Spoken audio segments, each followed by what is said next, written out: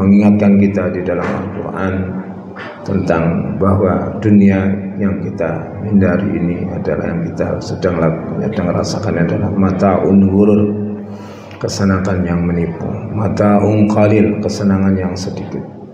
Maka oleh karena itu mari kita merefresh, men-set kembali pikiran kita bahwa hidup kita ini akan berharga apabila kita mampu untuk menjadikan dunia ini sebagai wasilah untuk beribadah kepada Allah Ta'ala, bukan tujuan tapi sebagai sarana untuk mendekatkan diri kepada Allah Ta'ala.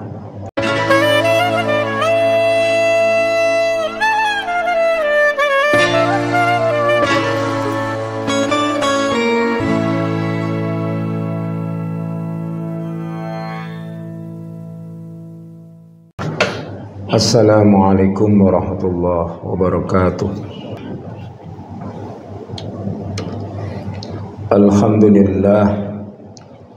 Alhamdulillahi hadana lihadza wa ma kunna linahtadiya laula an hadana Allah. Laqad ja'at rusulu rabbina bil haqq wa nudu an tilkumul jannah uristumuha bima kuntum ta'malun. Asyhadu an la ilaha illallah wahdahu la syarika lah wa asyhadu anna Muhammadan abduhu wa rasuluhu la nabiyya wa la rasula ba'dah. Allahumma salli wa sallim wa barik ala abdika wa rasulika Muhammadin wa ala alihi wa ashabihi ajma'in. Ibadallah, usikum wa nafsi bitaqwallah faqad fazal muttaqun. Qala Allah Ta'ala fi kitabil karim, ya ayyuhalladzina amanu ittaqullaha haqqa tuqatih wa la tamutunna illa wa antum muslimun. Wa qala aidan, ya ayyuhalladzina amanu ittaqullaha wal tanzur nafsum ma qaddamat lighad wattaqullaha innallaha khabirum bima ta'malun. Amma ba'du. Ma'asyiral muslimin, jamaah Masjid Ukhwah Islamiyah rahimakumullah. Yang pertama dan utama, marilah kita senantiasa bersyukur kepada Allah, banyak memuji Allah Subhanahu wa Ta'ala dengan lisan kita, hati kita, dan anggota badan kita. Dan mari kita berupaya untuk senantiasa meningkatkan takwa kepada Allah Subhanahu wa Ta'ala dengan menambah keimanan kita, dengan memperkuat ibadah kita, dengan memperluas ilmu kita, sehingga semakin hari iman kita meningkat dan meningkat, dan Allah Subhanahu wa Ta'ala insyaallah akan membangkitkan kita kelak di akhirat dalam keadaan kita betul-betul dimuliakan oleh Allah Subhanahu wa Ta'ala. Salat salam mudah-mudahan senantiasa terlimpahkan kepada Nabi kita Muhammad sallallahu alaihi wasallam yang telah membimbing, mengarahkan, menjadikan dirinya uswah hasanah bagi kita semua atas perintah dari Allah Subhanahu wa Ta'ala. Ma'asyiral muslimin rahimakumullah, dalam salah satu hadis yang diriwayatkan oleh Imam Ahmad, Ibnu Hanbal, dan Ibnu Majah, diceritakan bahwa ada seorang laki-laki yang datang kepada Nabi Muhammad sallallahu alaihi wasallam. Beliau mengatakan, ya Rasulullah, idni wa aujiz, atau dalam lafaz yang lain, ya Rasulullah, alimni wa aujiz. Ya Rasulullah, ajarkanlah aku sesuatu yang ringkas lagi padat. Maka Nabi Muhammad berwasiat kepada orang ini, memberi nasihat kepada orang ini dengan sesuatu yang ringkas. Dan ini hal yang sangat penting untuk kita simak, kita perhatikan untuk bekal kehidupan kita di dunia, dan ini efeknya akan sangat baik nanti ketika kita menghadap Allah Subhanahu wa Ta'ala. Beliau menyatakan dalam sabdanya ini, idza kumta fi salatika fasalli salatal muwaddi. Apabila kamu berdiri untuk melaksanakan salat, maka salatlah kamu sebagaimana orang yang hendak berpisah atau bepergian yang tidak pernah kembali lagi. Ini mengajarkan kepada kita untuk salat dalam keadaan yang terbaik. Karena orang kalau pergi mau pamit dan tidak kembali lagi, tentu dia akan melakukan sholat yang terbaik. Pergi dari dunia ini tidak kembali ke dunia ini lagi, dia merasakan sholat itu adalah sholat yang terakhir. Pasti dalam sholat itu adalah sholat yang dikerjakan dengan keadaan yang terbaik, dengan menjaga khusyuknya, menyempurnakan gerakan-gerakannya, melafalkan doa-doanya dengan bagus. Kenapa begitu? Karena Nabi Muhammad mengingatkan kita semua tentang salat kita, sallu kama ra'aitumuni usalli. Salatlah kalian wahai kaum muslimin sebagaimana engkau melihat aku salat. Bagaimana cara melihat salatnya Nabi? Tentu kita merujuk kepada kitab-kitab para ulama yang menjelaskan tentang bagaimana salatnya Nabi. Dari segi gerakannya, beliau adalah orang yang paling sempurna salatnya. Bahkan Nabi mengingatkan dan mengecam orang-orang yang salat dengan serampangan. Ya, beliau menyatakan aswa'us salat aswa'us syarik man saraqa fi salatih. Seburuk-buruk pencuri adalah orang yang mencuri di dalam salatnya. Para sahabat kan merasa bingung, bagaimana orang salat kok mencuri? Maka Nabi mengatakan orang yang mencuri salatnya adalah orang man la yatimu ruku'ahu wa la sujudahu. Orang yang tidak menyempurnakan rukuk sujudnya. Belum selesai rukuk, belum tumanina sudah i'tidal. I'tidal belum tegak, belum membaca sudah sujud dan seterusnya. Kemudian juga Nabi mengingatkan kita kenapa kita harus membaca dengan baik kepada saat sholat, berdoa dengan khusyuk dan baik. Karena Nabi menyatakan ketika orang sholat itu sesungguhnya dia sedang bermunajat kepada Tuhannya. Fa innahu yunaji rabbah. Sesungguhnya dia bermunajat kepada Allah, berkata-kata kepada Allah. Maka para jamaah rahimakumullah, jamaah Masjid Ukhuwah Islamiyah rahimakumullah, mari kita upgrade kembali sholat kita ilmuni kembali supaya kita betul-betul merasakan bahwa salat ini adalah merupakan hubungan yang terdekat dengan Allah Ta'ala. Nabi bersabda di dalam satu riwayat, ya, aqrabu ma yakunul abdu min rabbi fahuwa sajidun fa aksiru du'a fi. Sedekat-dekat hamba kepada Tuhannya adalah tatkala dia sujud dalam salatnya, maka perbanyaklah doa pada saat sujud itu. Kenapa kemudian kita menjaga hati agar senantiasa khusyuk? Dalam satu keterangan riwayat hadis, sesungguhnya orang itu salatnya ada yang diterima Allah nisfu separuhnya, ada yang usruh rubuh, ada yang seperempatnya, ada yang usruh sepuluhnya. Tergantung bagaimana dia mengingat Allah Ta'ala. Dan memang setan itu berupaya untuk memalingkan hati kita dari salat yang kita kerjakan. Maka ketika seorang takbir setelah azan itu, dalam riwayat hadis itu Nabi menceritakan setan itu lari. Ketika qomat setan lari, setelah qomat selesai datang kembali. Ketika orang itu salat, maka kemudian setan itu membisikkan dalam hatinya, memberikan was-was. Udkur kadza wa kadza kadza wa kadza. Ingatlah ini, ingatlah itu. Bahkan sampai-sampai orang itu tidak tahu berapa dia bersolat, berapa rakaat. Ya. Oleh karena itu diajarkan kita untuk berta'awud kepada Allah Ta'ala dari gangguan setan. Kalau kita melawan sendiri terlalu capek, karena dia tidak terlihat, dia melihat kita. Maka serahkanlah kepada yang menciptakan setan urusan ini supaya diatasi Allah. Yang kedua nasihatnya adalah wala takallam bikalamin ta'tadiru minhu, dan janganlah kamu berkata dengan suatu perkataan yang akhirnya kamu ta'tadir, mohon maaf atas perkataan.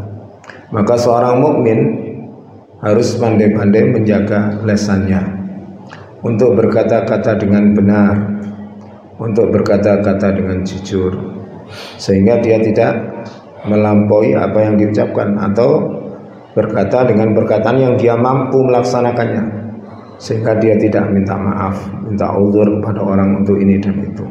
Itu artinya panjenengan diperintahkan untuk menjaga lisan dan berpikir dahulu sebelum berkata, berpikir dahulu sebelum bertindak, sehingga kita betul-betul menjadi hamba Allah yang bisa terselamatkan baik dalam kehidupan dunia ini maupun di akhirat. Lebih-lebih di era media sosial ini, jangan bisa lihat bagaimana jejak digital seseorang. Dulu ngomong seperti ini, sekarang ini, kemarin ngomong begitu, sekarang itu ada rekamannya semua. Maka kita pun direkam oleh Allah Ta'ala. Makanya dalam satu riwayat Imam Muslim disampaikan oleh Nabi, "Man kana yu'minu billahi wal yaumil akhir falyakul khairan aw liyasmut." Barang siapa beriman kepada Allah dan hari akhir, hendaklah dia berkata yang benar, atau kalau tidak bisa diam. Dan diamnya orang dengan tidak mengganggu orang lain dengan perkataannya adalah sedekah bagi dirinya. Ma'asyiral muslimin rahimakumullah.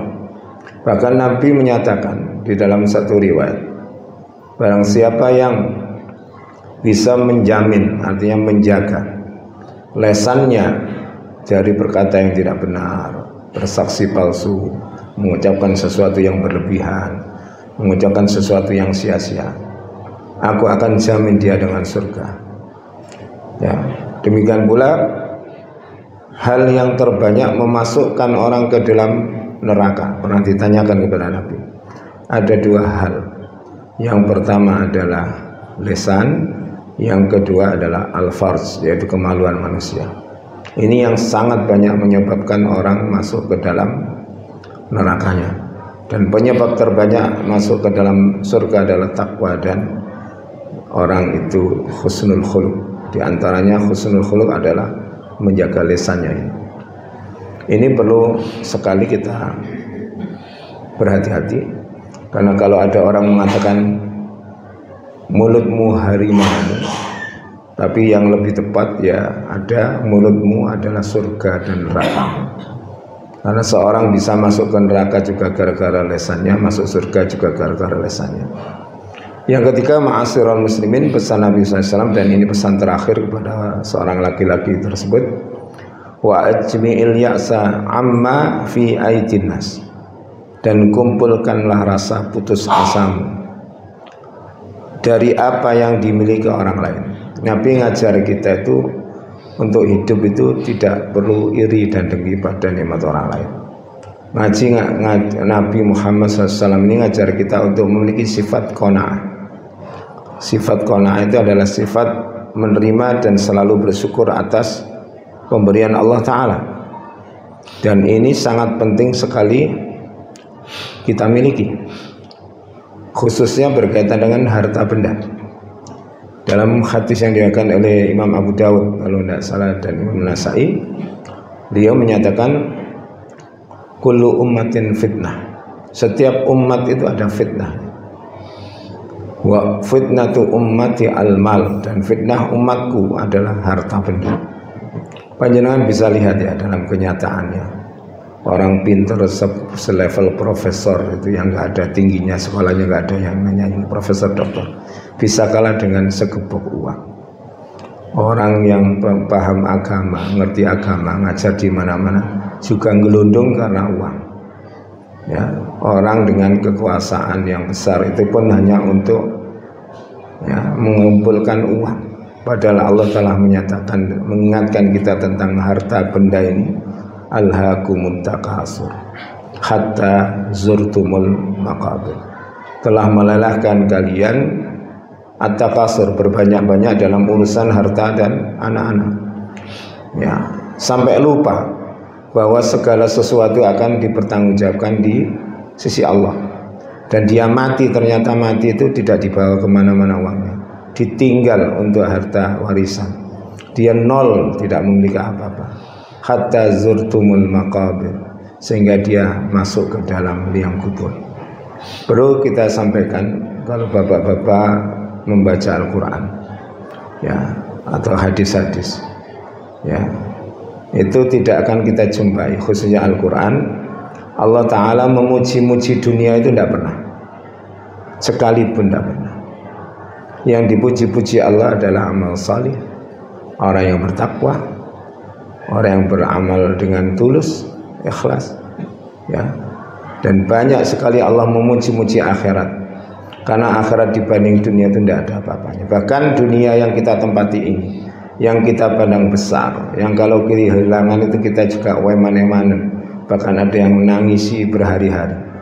Itu Allah menyatakan sesungguhnya nilai dunia itu tidak lebih besar dari sayap seekor nyamuk. Dan salat qabliyah subuh yang jenengan lakukan itu dinilai lebih besar itu daripada dunia dan isinya. Ya, rakaatal fajri khairum minad dunya wa ma fiha. 2 rakaat fajar itu lebih baik dari dunia dan isinya. Makanya kalau ada orang iri itu, sebenarnya orang itu tidak sadar bahwa Allah membuat dia berbeda dari sisi wajah, dari sisi DNA-nya, dari sisi sidik jarinya, semuanya berbeda. Dan itu menunjukkan kuasa Allah atas kita. Dan rezeki itu Allah telah tetapkan, ya sutur rizqa liman yasha wa yaqdir. Allah membentangkan rezeki bagi orang yang dikehendaki dan membatasi pula bagi orang yang dikehendaki. Maka tidak perlulah kita iri kecuali dari 2 hal, kata Nabi. Tidak ada boleh seseorang itu iri, dengki, hasad kecuali dalam 2 perkara. Yang pertama, seseorang yang diberi ilmu, lalu orang itu mengamalkan ilmunya dan memutuskan dengan ilmunya itu. Yang kedua adalah orang yang kaya, orang yang banyak harta, lalu hartanya habis dalam menegakkan kebenaran dan beramal saleh. Silahkan iri dengan Utsman bin Affan, silahkan iri dengan Abdurrahman bin Auf. Abdurrahman bin Auf itu ma'asirul muslimin, dikatakan oleh Nabi, kasihan Abdurrahman bin Auf. Kenapa ya Rasulullah, kata Aisyah, dia masuk surga dengan merangkak karena hisabnya terlalu berat nanti, karena dia sangat kaya. Seorang mukmin ketika diomong gitu sedihnya luar biasa. Dia mengatakan, aku ingin masuk surga dengan tegak, tidak ingin masuk surga dengan merangkak. Maka diinfakkanlah hartanya. Maka kalau kita itu cuapek ngurusi harta, siang malam jungkir jempali, nggak dibawa ke akhirat, nggak kita bawa, itu kan rugi sekali. Oleh karena itu, ma'asyiral muslimin, Al-Quran selalu mengingatkan kita untuk tidak tamak, untuk selalu mengerti fungsi harta dalam kehidupan kita. Tidak lain adalah untuk mendekatkan diri dan memperoleh ridha Allah Subhanahu wa ta'ala. Mudah-mudahan khutbah kami yang singkat ini bisa memberikan inspirasi bagi kita semua, sebagai pengingat saya khususnya sebagai khatib dan panjenengan umumnya sebagai mustami. Mudah-mudahan hidayah Allah senantiasa mencerahkan diri kita dimudahkan untuk melakukan amal salih, ya, kemudian dihindarkan dari segala macam keburukan dunia akhirat, dan mudah-mudahan kita mati dalam keadaan husnul khatimah.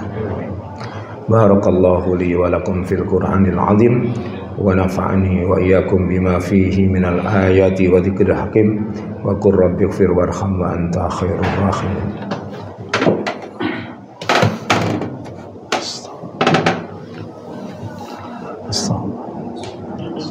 Allahumma salli wa sallim ala sayyidina Muhammadin wa ala ali sayyidina Muhammad.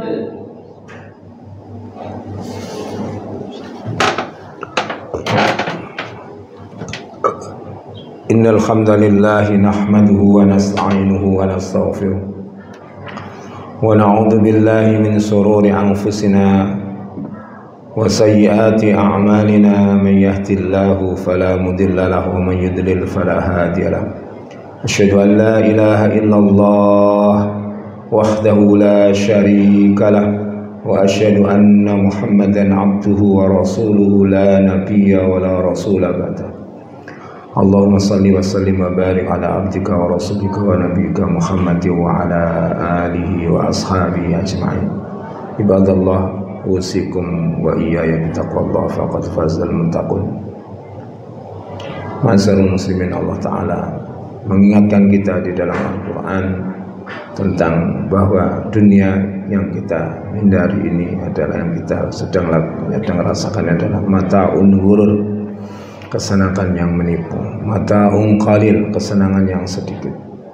Maka oleh karena itu mari kita merefresh, men-set kembali pikiran kita bahwa hidup kita ini akan berharga apabila kita mampu untuk menjadikan dunia ini sebagai wasilah untuk beribadah kepada Allah Ta'ala, bukan tujuan tapi sebagai sarana untuk mendekatkan diri kepada Allah Ta'ala.